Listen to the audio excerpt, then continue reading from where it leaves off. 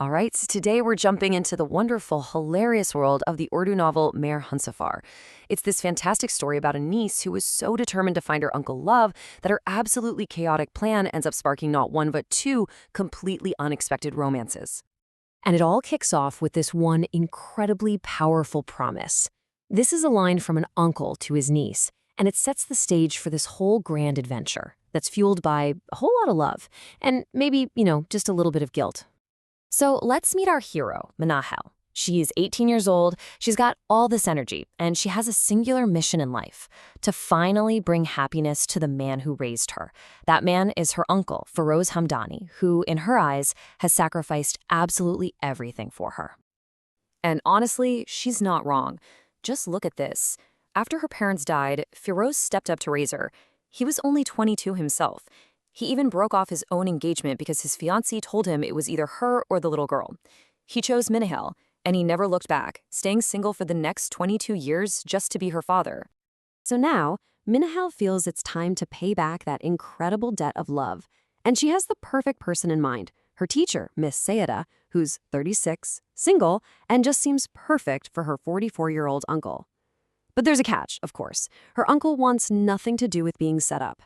So Minahel's got to get creative. And how does she get creative? Well, Minahel's plan is, let's call it a work of chaotic genius. It's built on a foundation of lies, a completely fake emergency, and it leads to what has to be one of the most awkward introductions of all time. Okay, so here's the breakdown. Step 1, she makes up a story about a test cake just to get Sayeda's address.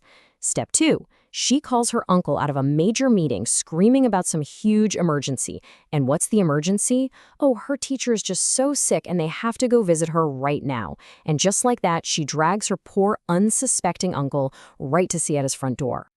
So they get inside, there's some stilted conversation, and then Minahel just drops the bomb. She points right at her mortified uncle and says he's the real parcel she came to deliver.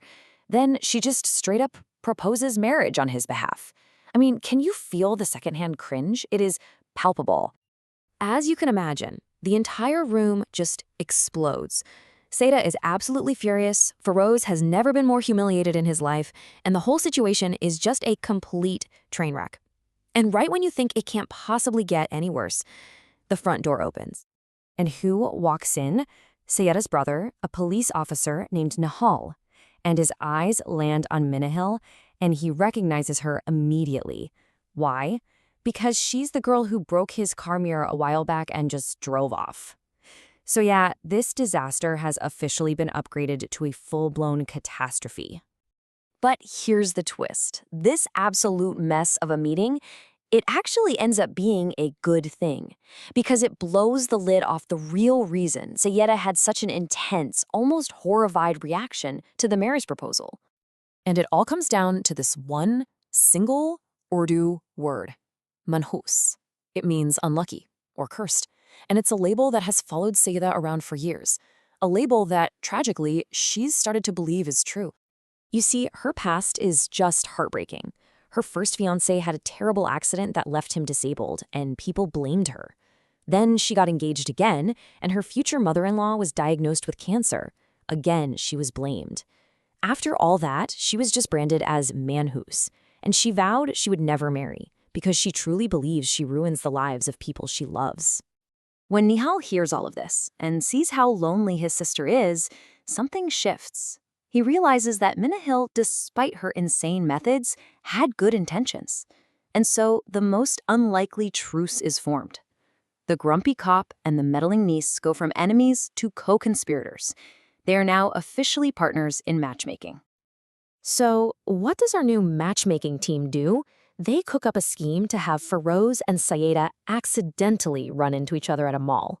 It's a whole thing. But, while they're busy playing Puppet Master, it seems life already has its own script. Because, get this, as Mindahal and Nihal are sitting in a restaurant, literally plotting this whole encounter over pizza, they look across the room, and there they are, Feroz and Sayeda, on a date, laughing, smiling, and looking completely happy, with no idea their little matchmakers are watching. So what happened? Well, it turns out Feroz, being the good man he is, just couldn't stand the thought of that horrible meeting being their last interaction. So he found Sayeda to apologize for his niece's behavior. In that moment of sincerity, she felt safe enough to tell him everything about her past, her fears, her curse, and Feroz, he just swept it all aside as nonsense and proposed to her, for real, right then and there. No schemes needed. So the main couple is together, but the story is far from over. In fact, things are about to accelerate and head toward an even bigger, even more surprising climax. The wedding is planned for that very same week. It's a whirlwind. And as Minahil and Nihal are thrown together into this frenzy of planning and shopping, their own dynamic starts to change. They go from partners in crime to, well, something more. Fast forward to the wedding reception, everyone's happy, celebrating Feroz and Sayeda. And that's when Nihal gets up, takes the microphone, and in front of everyone says he wants to turn his partnership with Manihal into a life sentence. He gets down on one knee and proposes to a completely and utterly shocked Manihal. And she says yes. Of course she says yes. And with everyone there to celebrate, they decide, why wait? A second marriage ceremony happens right there, on the spot. One chaotic plan, 2 weddings, 1 night. You just can't make this stuff up. So let's look at the final score. What started as one girl's crazy, well-meaning plan ended up creating 2 beautiful couples and 2 very happy endings. It just goes to show you, sometimes a series of complete disasters is actually the perfect recipe for love. And this story seems to scream that the answer is yes, absolutely. It's just a great reminder that sometimes the messiest, most chaotic path, as long as it's guided by love, might just be the most direct route to happiness after all.